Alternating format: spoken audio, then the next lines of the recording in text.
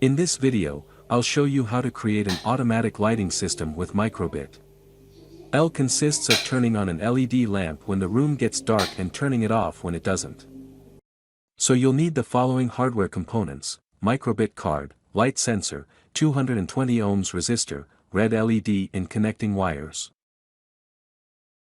To make the assembly, we connected the positive terminal of the red LED to the P1 pin of the microbit.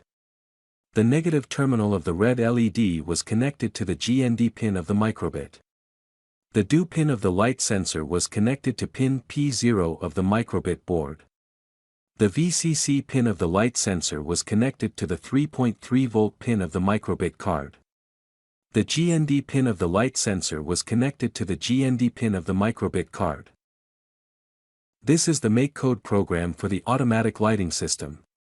If the light sensor returns a value greater than 40 to the microbit card, then the microbit card turns on the LED.